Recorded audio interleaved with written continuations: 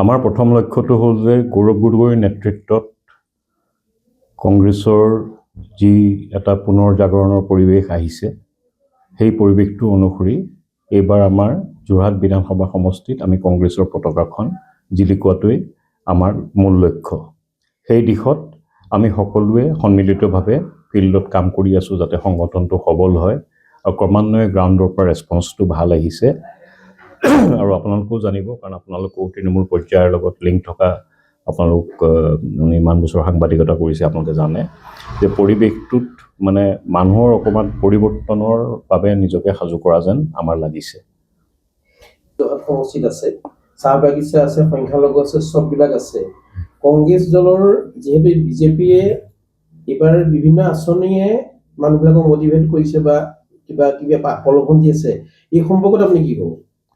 আঁচনিটো দিয়াটো গভৰ্ণমেণ্টৰ দায়িত্ব, আৰু আঁচনিটো পালে, আঁচনি যদি কোনোবা আমাৰ মানুহে পায়, আমাৰ নাগৰিকে পায়, তাত আমাৰ ইন প্ৰিন্সিপল আমাৰ তাত একো আপত্তি নাই। কিন্তু আঁচনিসমূহৰ যিটো ভিত্তি, সেইটো সংবিধানে আমাক এটা সুৰক্ষা কৱচ দিছে যে সামাজিক ন্যায়, সামাজিক নীতি, এইখিনি বস্তুৰ আধাৰত আঁচনিবোৰ তৈয়াৰ কৰিব লাগে। গতিকে দীৰ্ঘম্যাদী চিন্তাধাৰা এটাৰে যদি আঁচনি তৈয়াৰ কৰি কাৰোবাক লাভান্বিত কৰিব খোজে দীৰ্ঘম্যাদী, তেতিয়া বেলেগ কথা। কিন্তু ৰাজনীতিক শ্বৰ্ট টাৰ্ম ৰাজনীতিক মুনাফাৰ কাৰণে যদি আঁচনি দি মানুহক প্ৰলোভন কৰিবলৈ আঁচনি দিছে, তেতিয়া মই ভাবোঁ মানে লং টাৰ্মত মানুহৰ কেৱল অৰ্থনৈতিক দিশটোৱে নহয়, সামাজিক দিশটোও সীমিত কৰি তোলা হয়। আৰু সেই কথা যোৰহাটৰ ৰাইজ, সচেতন ৰাইজ, মানে সকলো বৰ্গ নিৰ্বিশেষে সচেতন ৰাইজ, আৰু তেওঁলোকে আঁচনিসমূহৰ মূল্যাংকনটো ইতিমধ্যে কৰিছে, আৰু সেইটো ভোটত এবাৰ আমি তাৰ উত্তৰটো পাম। সমষ্টি পুনৰ নিৰ্ধাৰণ আমি মানে নতুন ভোটাৰক আদৰিছোঁ। আমাৰ মানুহ বহুত গুচি গ'ল ইফালে, তেনেকুৱাকৈ অলপ ডিলিমিটেশ্যনটোত আদান প্ৰদান হৈছে সমষ্টিৰ, সেইটো হয়। সেইটো কিন্তু মই ভাবোঁ যে অভাৰঅল একেই থাকিব। অকণমান মানুহৰ ভোটাৰ চাইক'লজি আছে, এতিয়া তিয়কৰ মানুহখিনি তেওঁলোকৰো এটা চাইক'লজিকেলি ভোট দিয়া এটা অভ্যাস আছে। গতিকে এইটো যিহেতু এবাৰ প্ৰথমবাৰ, আমি সেইটো একজেক্টলি এতিয়া ক'ব পৰা হোৱা নাই, কিন্তু আমি খুব পজিটিভ যে সেইটো আমাৰ কাৰণে ভাল হৈছে বুলিহে আমি ভাবিছোঁ। যোৰহাটৰ হিতেন গোস্বামী এজন বিজেপিৰ শক্তিশালী প্ৰাৰ্থী, আৰু যোৰহাট সমষ্টিটো আচলতে শিক্ষিত লোকৰ দ্বাৰা এটা জনপ্ৰধান এটা সমষ্টি, যিটো সমষ্টিৰ ধৰক আপোনাৰ শিক্ষিতৰ সংখ্যাটোৱে প্ৰায় বেছি। গতিকে এনে ক্ষেত্ৰত আপুনি হিতেন গোস্বামীৰ মানে সমপক্ষ হিচাপে আপুনি যুঁজ দিব কেনেকৈ আছে? চাওক, মই এটা কথা কওঁ, আপুনি কোৱা কথাখিনি মই মানি লৈছোঁ, গ্ৰহণ কৰিছোঁ। হিতেন গোস্বামী ডাঙৰীয়া তেখেত আমি ভোটাধিকাৰ সাব্যস্ত কৰিব পৰা যেতিয়া বয়স পাইছিলোঁ, সেইখিনি সময়ৰ পৰাই তেখেত আছে। 5টা দীৰ্ঘকাল ধৰি 5টা মানে পাঁচটা টাৰ্ম তেখেত যোৰহাটক নেতৃত্ব দিছে। 25 বছৰ বিধায়ক হৈ আছে, এতিয়া 25 বছৰ সমাপ্ত হ'বলৈ হৈছে। তেখেত এজন খুব অত্যন্ত ভদ্ৰ, খুব অভিজ্ঞতা আৰু অনুভৱ থকা ব্যক্তি, আৰু তেখেতক আমি ব্যক্তিগতভাৱে বহুত সন্মান কৰোঁ। আৰু মই ভাবোঁ যে তেখেতে নিজৰ ৰাজনৈতিক জীৱনটো খুব মৰ্যাদা সম্পন্নকৈ তেওঁ পাৰ কৰিছে। এতিয়া থাকিল তেখেতৰ দিনত হোৱা উন্নয়নৰ কথা। এতিয়া বিগত 35-40 বছৰত তেখেতে 25টা বছৰ, বাকী 10টা বছৰহে কংগ্ৰেছৰ আমাৰ ইয়াত আছিল। এতিয়া উন্নয়নৰ মূল্যাংকনটো তেখেতৰ দিনত হোৱা, আমাৰ দিনত হোৱা তেনেকৈ হ'ব নালাগে। মোৰ এটাই কথা যে যিকোনো যোৰহাটক ভাল পোৱা মানুহ, মই যিমান ভাল পাওঁ সিমানেই হিতেন গোস্বামী দেৱেও ভাল পায় যোৰহাটক, মই জানো। কিন্তু যোৰহাটৰ উন্নয়নৰ মূল্যাংকনটো মই যোৰহাটৰ ল'ৰা হিচাপে, স্বাভিমানী যোৰহাটীয়া হিচাপে মোৰ এটাই কথা যে যোৰহাটৰ সত্তাৰ অনুসৰি উন্নয়নটো হৈছে নে নাই, মই বেছিক বস্তুটো সেইটো চাম। সেইটোৰ ভিতৰত কি পৰে যে আমি নিজকে সাংস্কৃতিক ৰাজধানী, শৈক্ষিক ৰাজধানী আৰু সাহিত্যিক ৰাজধানী বুলি আমি গৌৰৱ কৰোঁ। সেই সমান্তৰালভাৱে এই প্ৰতীকখিনিৰ প্ৰতি শ্ৰদ্ধা ৰাখি আমি উন্নয়ন কৰিব পাৰিছোঁ নে নোৱাৰিছোঁ, সেইটো এটা নম্বৰ 1 ইছ্যু। 2 নম্বৰ ইছ্যুটো মৌলিক কথা কিছুমান আছেই। ইয়াৰ ভিতৰতে মই আপোনাক খুব চমুকৈ কৈ দিওঁ যে যোৰহাটৰ আপুৰুগীয়া অনুষ্ঠানখিনিৰ সমাজৰ লগত সম্পৰ্কটো হৈছে নে নাই। এখন অগ্ৰগামী সমাজ হ'বলৈ যোৰহাটৰ আপুৰুগীয়া অনুষ্ঠানখিনি যিখিনি সৃষ্টি আজি 100 বছৰ আগতে গৱেষণা কেন্দ্ৰত ওলাই হ'ল। আজি মই 167th মৃত্যু দিৱস এটেণ্ড কৰি আহিলোঁ মণিৰাম দেৱানৰ। তেখেতে যেনেকৈ চাহ ইণ্ডাষ্ট্ৰিটো ব্ৰিটিছৰ লগত সমান্তৰালভাৱে কৰি তেখেতৰ দিনতে চিনেমাৰা সৃষ্টি কৰাৰ পিছত গৱেষণা কেন্দ্ৰ এটা হ'ল। সেই গৱেষণা কেন্দ্ৰটোৰ আজি কি অৱস্থা, তাৰ ওপৰত চকু দিয়াটো জানো নেতৃত্বৰ দায়িত্ব নহয়? মই এইটো এটা উদাহৰণ দিছোঁ আপোনাক। তেনেকৈ যিখিনি ইনষ্টিটিউট আছে ইয়াত, জননায়ক দেৱেশ্বৰ শৰ্মাহঁতৰ নেতৃত্বত আৰু ইনিচিয়েটিভত খুব কষ্টৰে তেওঁলোকে যোৰহাটখন এখন ইনষ্টিটিউশ্যনৰ হাব বনাইছিলে। অনুষ্ঠান প্ৰতিষ্ঠানৰ হাব বনাই এই সাংস্কৃতিক ৰাজধানীৰ প্ৰতীক হিচাপে গঢ় দিবলৈ চেষ্টা কৰিছিল, যিটো হৈছিলেও এটা সময়ত হৈছিলেও সেইটো।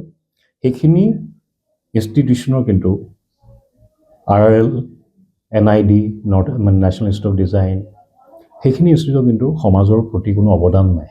যিটো হ'ব লাগে, এক্সপাৰ্টাইজে সমাজখনক আগুৱাই নিয়ে, সেইটো এটা খুব গুৰুত্বপূৰ্ণ কথা, যোৰহাটৰ সত্তাটোৰ লগত মিলি থকা কথা এটা। সেইটো কৰিছে নে নাই, সেইটো এটা প্ৰশ্ন আছে। সেইটো নেতৃত্বৰ এটা দায়িত্ব, আমাৰো সামূহিক দায়িত্ব। আৰু আজি যদি সেইখিনি অনুষ্ঠান পিছ পৰি গৈছে, সেইখিনি অনুষ্ঠানৰ অস্তিত্বৰ সংকট হৈছে, সেইখিনি অনুষ্ঠানে সমাজক যোৰহাটৰ চৰিত্ৰটোৰ প্ৰতি একো কণ্ট্ৰিবিউট কৰিব পৰা নাই, এইখিনি নেতৃত্বৰ লগতে আমাৰো সামূহিক বিফলতা। গতিকে উন্নয়নটো মূল্যায়ন কৰোঁতে যোৰহাটৰ ক্ষেত্ৰত মানুহ অলপ সচেতনতাৰে কথাটো ক'ব লাগে, দায়বদ্ধতাৰে ক'ব লাগে। দ্বিতীয় কথাটো হ'ল নগৰ উন্নয়ন, আপোনাৰ ক্ৰীড়াৰ ক্ষেত্ৰত উন্নয়ন।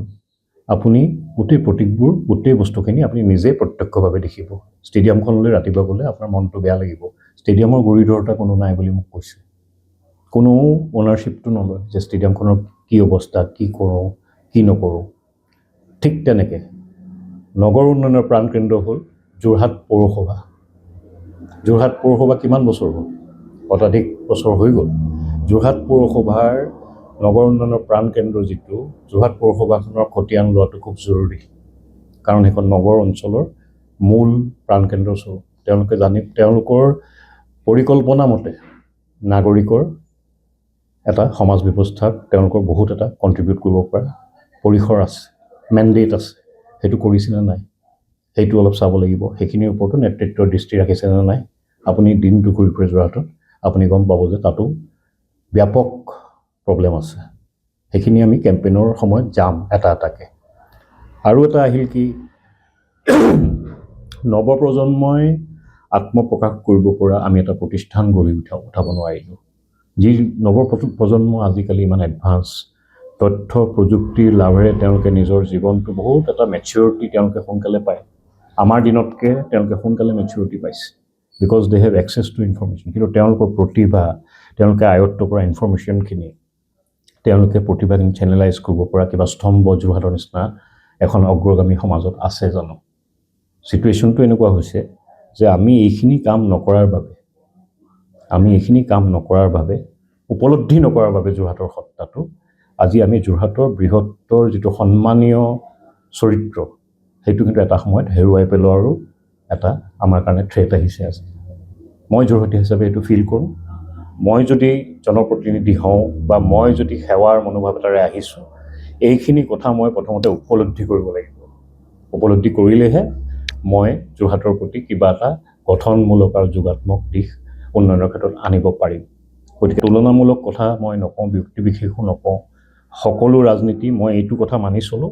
মই কেইবাবাৰো চবকে কৈছোঁ যে যিকোনো ৰাজনীতি কৰিবলৈ আহিছে যোৰহাটৰ মানুহখিনি, বিশেষকৈ দল নিৰ্বিশেষে তেওঁলোকে যোৰহাটক ভালো পায় আৰু যোৰহাটখনে কিবা এটা কৰিবলৈ ওলাই আহে। কিন্তু সেই বস্তুখিনি যোৰহাটৰ ৰাইজৰ লগত মিলি জুলি মানে পৰামৰ্শ লৈ কৰিব লাগে। যোৰহাটৰ ওপৰত যদি কিবা এটা আজি জাপি দিয়া হয়, যোৰহাটৰ ৰাইজে সেইটো গ্ৰহণ নকৰে। আপোনাক যদি মই কিবা এটা কওঁ যে দাদা আপোনাক মই এইটো স্কিম দিব খুজিছোঁ, সেই স্কিমটো আপুনি ক'ব লাগিব যে মোক এইটো লাগিব তেতিয়াহে দিয়া। মোক নেলাগা স্কিমটো যদি মই আপোনাৰ ওপৰত জাপি দিওঁ, ডেট ইজ নট উন্নয়ন। মই আপোনাক যোগাত্মক কথা কোৱাটো আজিৰ পৰিৱেশত খুব উচিত। শংকৰ ৰজানৰ পৰম্পৰাৰে গঠিত অসমীয়া সমাজখন এটা নিয়ন্ত্ৰণত থাকিব লাগিব। এজন মানুহ যেতিয়া প্ৰাথমিক কৰ্মী এজনো যেতিয়া কংগ্ৰেছৰ পাৰ্টি এটাৰ পৰা যায়, সেইটো এটা আঘাত পৰে, সেইটো আমি উপলব্ধি কৰোঁ।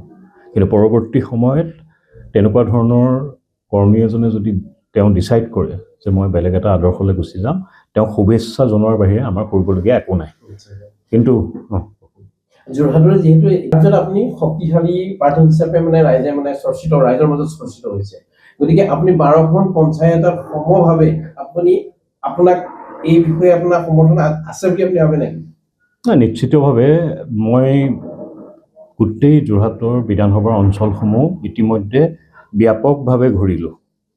মই কিন্তু এটা কথা কওঁ, সকলো ৰাইজে কিন্তু খুব মৰম সঁহাৰি আৰু আদৰেৰে মোক গ্ৰহণ কৰিছে।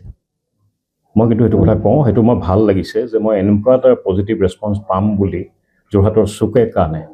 গ্ৰাম্য অঞ্চলত এনেকুৱাও চিটুৱেশ্যন হৈছে য'ত মানুহৰ ওচৰলৈ মই এবাৰ গৈছোঁ, কিন্তু তেওঁলোকে মোক 10 বাৰ ফোন কৰি মাতি আছে, কিবা এটা ভাল পাইছে, কিবা এটা মৰম চেনেহৰ কথা আহিছে। গতিকে সেই যে একচেপ্টেঞ্চটো পাইছোঁ, প্ৰাৰ্থীটো জলে যোগ্য প্ৰাৰ্থীক টিকেট দিব, সেইটো মোৰ বিশ্বাস আছে। 10জনেই আমাৰ যোগ্য বুলি মই ভাবিছোঁ, তেওঁৰ ভিতৰতে এজনহে পাব আৰু। গতিকে সেই কথাটো মই পাৰ্টীৰ বিবেচনালৈ এৰি দিলোঁ। কিন্তু মানুহৰ লগত যি এটা সম্পৰ্ক হ'ল এই কেম্পেইনটো যেতিয়া আমি ষ্টাৰ্ট কৰিলোঁ, তাৰপিছত দলত যিটো আমি এটা সবলীকৰণ আনিলোঁ আৰু মানুহখিনিৰ যিটো এটা মানে যোগাত্মক দিশত বহুতে দিহা পৰামৰ্শও দিয়ে যে প্ৰথম আহিছা, প্ৰথম এইটো অভিভাৱক হিচাপে, সেই পৰিৱেশটো কিন্তু খুব ধুনীয়া লাগিছে মোৰ। সেই পৰিৱেশটোৱে মোক যথেষ্ট অনুপ্ৰেৰণা দিছে। আৰু মানে আমি যিহেতু মানে যোৰহাটৰ প্ৰতি আন্তৰিকতা আছে, যিহেতু যোৰহাটতে ডাঙৰ হোৱা আৰু মৰম আছে যোৰহাটৰ প্ৰতি, মই সেই কথাটোৰ ৰেছপন্সটো পাই মই অতি উৎফুল্লিত। মোৰ মানে ৰাতি যেতিয়া এটা আমি মূল্যাংকন কৰোঁ যে দিনটো কি কৰিলোঁ, মই কিন্তু আপুনি 99% পজিটিভ ৰেছপন্স মই পাই আছোঁ এতিয়ালৈকে। প্ৰথমতে গুৰুত্ব দিম বুলি আপুনি মনতে সংকল্প কৰিছে ন?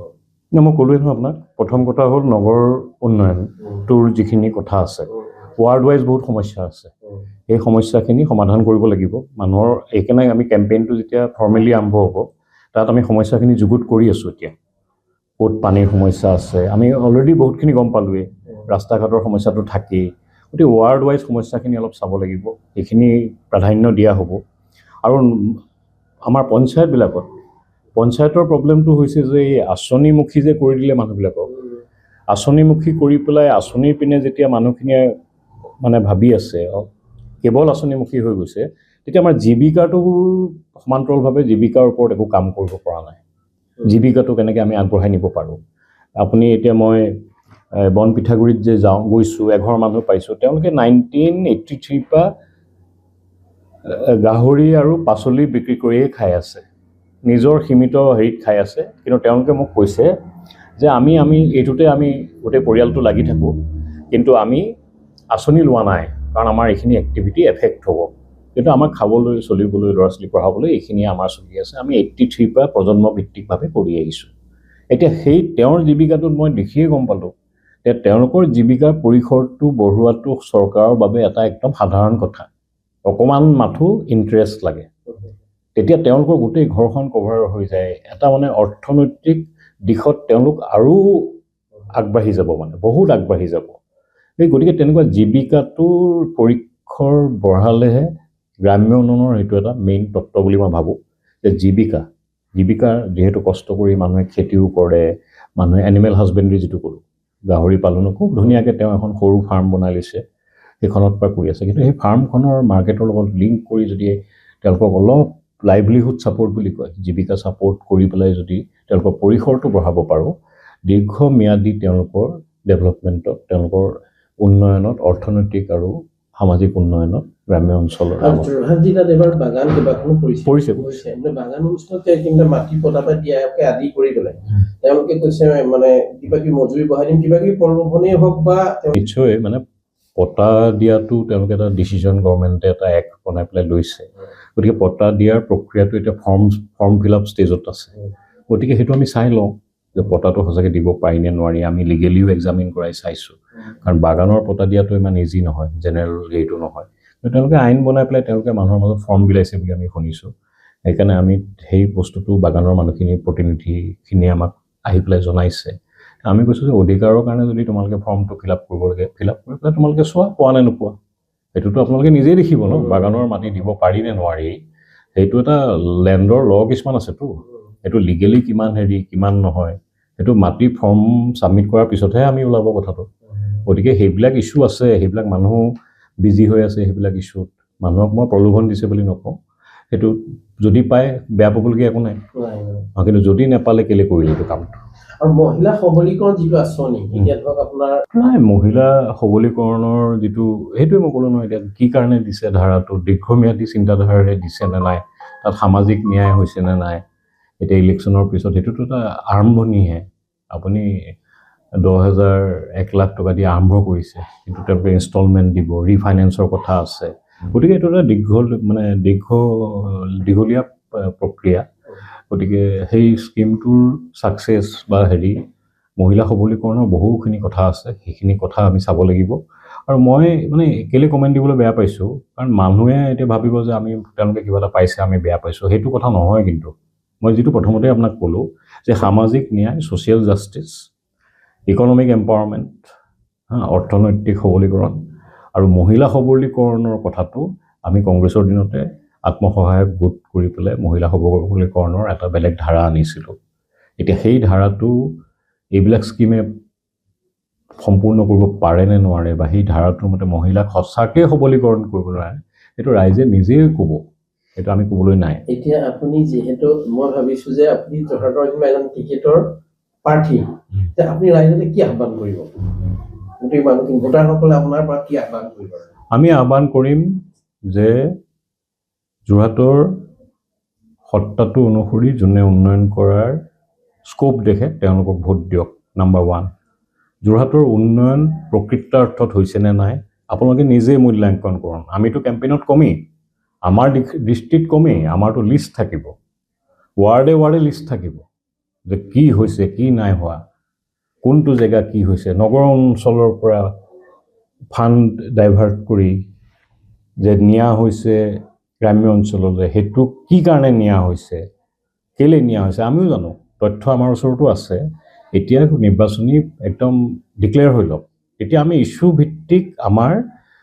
ভিত্তিক কিছুমান প্ৰব্লেম লৈ ৰাইজৰ আগত আমি দাঙি ধৰিম, সেইটো ৰাইজে বিবেচনা কৰিব। এতিয়া ৰাইজৰ ভোটাধিকাৰৰ ওপৰততো আমাৰ কণ্ট্ৰল নাই ন, আমি ৰাইজক কেৱল অনুৰোধ কৰিব পাৰোঁ আৰু আমাৰ ছাইডটো ক'ব পাৰোঁ, আৰু আমি দীৰ্ঘম্যাদী এটা উন্নয়ন যোৰহাটলৈ আনিম বুলি সেইখিনি কথা মই আপোনাক ক'লোৱেই অলৰেডি। সেইখিনিৰ ওপৰত ভিত্তি কৰি আমি এখন আমাৰ লোকেল মেনিফেষ্টোখনটো আমি বনামেই, সেইখিনি কথা লৈ ৰাইজৰ আগত যাম। আৰু তাৰ লগতে কিছুমান সামাজিক কথা আছে যে এখন শংকৰ আজানৰ পৰম্পৰাৰে গঠিত সমাজখন নিয়ন্ত্ৰণত আছে নে নাই, নিয়ন্ত্ৰণত থকাটো কিয় উচিত, সেইখিনি কথা ৰাইজে নিজে বিচাৰ কৰিব।